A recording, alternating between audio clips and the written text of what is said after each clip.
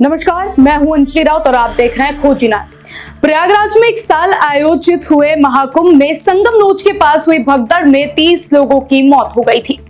हादसे में जान गंवाने वाले लोगों के लिए सरकार ने 25 लाख रुपए के मुआवजे का ऐलान किया था। 2 महीने बीतने के बाद भी कई परिवार ऐसे हैं जिन्हें अब तक एक भी पैसा नहीं मिला है। कई लोगों ने बताया कि उन्हें सिर्फ 2.5 लाख रुपए मिले हैं। उन्हें ये समझ नहीं आ रहा है कि ये पैसे उन्हें किस बात के लिए मिले हैं, क्योंकि मुआवजा तो 25 लाख रुपए का घोषित किया गया था। अधिकारी भी इस बात में साफ साफ नहीं बात कर रहे हैं। इंडियन एक्सप्रेस में छपी एक रिपोर्ट में ऐसे कई परिवारों से बात की गई है जिनके घर में किसी की मौत भगदड़ के दौरान हुई थी।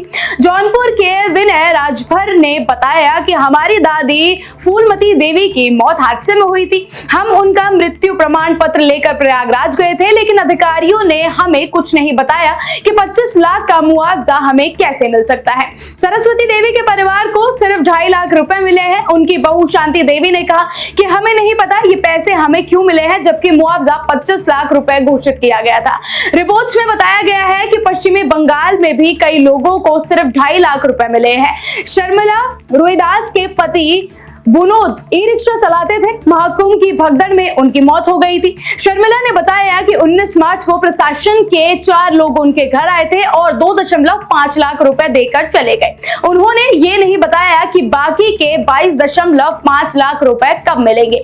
इसी इलाके में रहने वाली चमशाली रोहिदास ने बताया कि उन्हें भी केवल 2.5 लाख रुपए मिले हैं। उन्होंने दावा किया था कि अफसरों ने उनकी सास को बताया था कि बाकी पैसे किश्तों में दिए जाएंगे।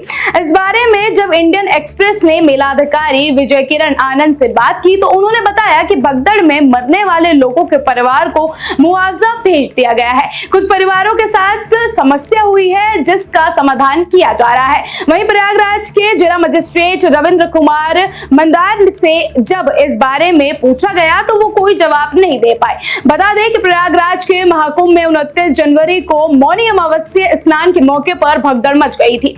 आधिकारिक आंकड़ों के हिसाब से इस दौरान 30 लोगों की मौत हो गई थी और कई घायल हुए थे।